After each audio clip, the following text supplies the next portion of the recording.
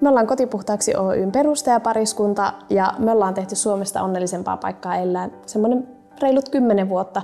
Tehdään jatkuvia kotisiivouksia 6 eri paikkakunnalla. Meille sattui yksi aika paha virhe ihan meidän yrityksen alkuvaiheessa. Me pilattiin asiakkaan lattia vahan poistolla. Ja se venäisi olla katastrofi ja siinä oli konkurssi lähellä, mutta onneksi meillä oli hyvät vakuutukset, jotka pelasti meidät.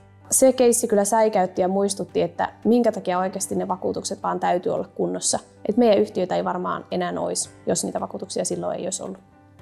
Meitä vuosien saatossa palkittu aika monen tahon toimesta. Ehkä keskeisin tai suurin niistä mun mielestä on tämä Euroopan paras siivousalan työpaikka ja sitten Suomen paras työpaikka.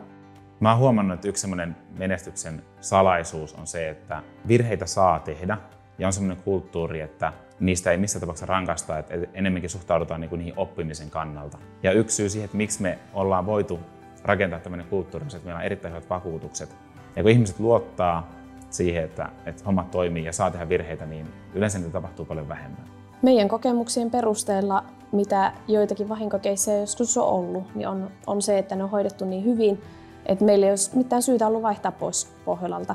Tarjouskilpailutusvaiheessa kyllä Pohjola voitti ehdottomasti sillä, että se osasi parhaiten ottaa huomioon siellä se meidän yhteyshenkilö ja kaikki asiat, mitä niin kuin meillä oikeasti on riskipuolella.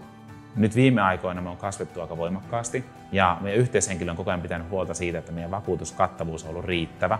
Me on voitu turvallisen mielin tehdä liiketoimintaa ja todennut päätä virheitä, niin asiat on mennyt aikakin hyvin. Mulla on joskus läpällä sanottu, että vakuutukset korvaa kaiken paitsi sattuneen vahingon, mutta Pohjolan kohdalla se ei ole pitänyt paikkansa ja siitä syystä me ollaan jatkettu aina Pohjolan kanssa asiakkuutta.